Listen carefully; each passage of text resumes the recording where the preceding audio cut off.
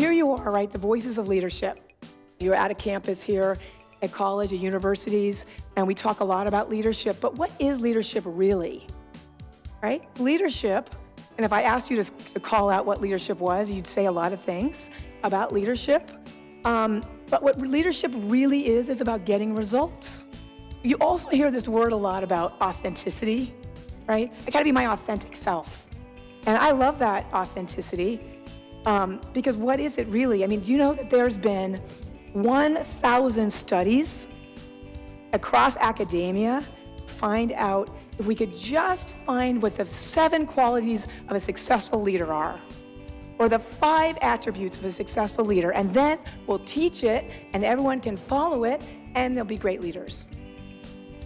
1,000 studies, and guess what? There's no final conclusion. You know why? Because leadership is about when you step into your authentic self. Leadership is about when you step into who you really are.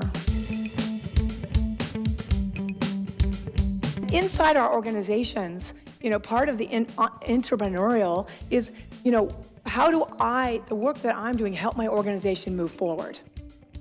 One of the things I learned so much from the Obama campaign, because I don't know if you all remember, in 2007, and let's wipe away however we feel about our politicians.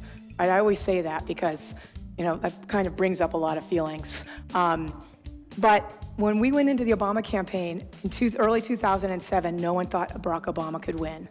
He had less than 10% name recognition, except for some of the sister states, you know, maybe you've heard of him, right? And he had no endorsements from any political people. And so it was a long shot. And the campaign agreed that we knew one thing, that if we could win Iowa, the first caucus state, he'd be in the game. So in 2007, everything our campaign did was about Iowa. And our campaign manager used to say every day, what are you doing, no matter what position you're in, to help us win Iowa? There's 99 counties in Iowa. Barack Obama went to every county in 2007 in Iowa. We put 250 young organizers on the ground. We put an insane amount of money there. And we kept this focus, right? Because so often a lot of times in our lives, we're doing a lot of activity, right? Activity doesn't necessarily mean we're making progress. And you have to ask the question, how am I spending my time? How is this moving us forward? And so I even myself used to go to the campaign manager because I'd get a call. I remember one example, got a call from a couple actors, Denzel Washington, and they wanted to do this event for him in New York around education policy.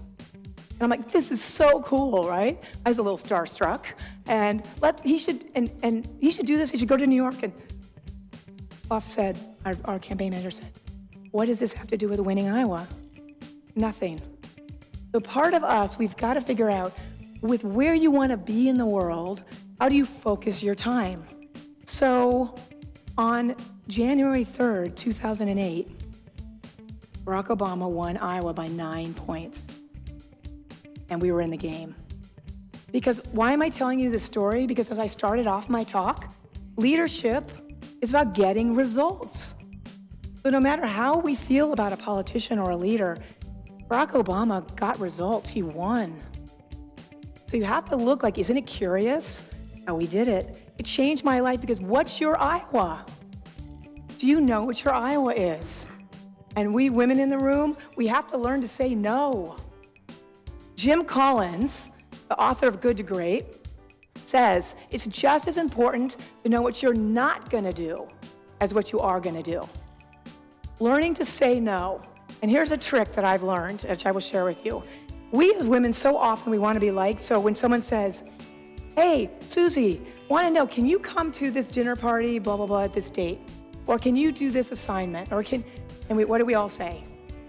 Of course, right? And then we get back to our office and we're like, oh my God, what did I say I would do? And is this really my Iowa? So what I do now is I've gotten very clear what matters in my life? My job at Bentley, my leadership and speaking business, and my family, not necessarily in that order. So when a request comes in, I look at the request, and the first thing I always say is, thank you for that invitation, and I get back to you. Let me check my calendar. And then you say, does this invitation, does this assignment, does this whatever it is I said yes to, does it move one of the areas of my life forward? Is it my Iowa? And then, if it's not, we call and say, thank you so much for that invitation, but I have a schedule conflict.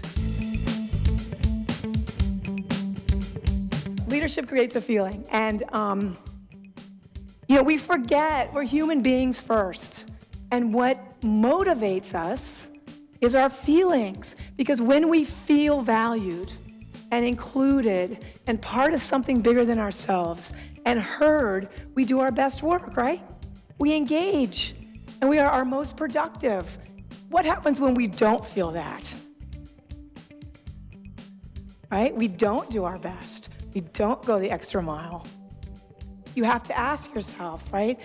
How am I showing up where I'm at? How am I treating the people around us? Every one of us has a reservoir of goodwill. And my little one always says, it's like putting stars in a bucket. If we get off our computers and we talk to people and we tell people, wow, that was a great job you did on that assignment, or I'm so lucky to be one of your colleagues, right? That's putting stars in the bucket. When we have a high reservoir of goodwill is when people will go the extra mile for us.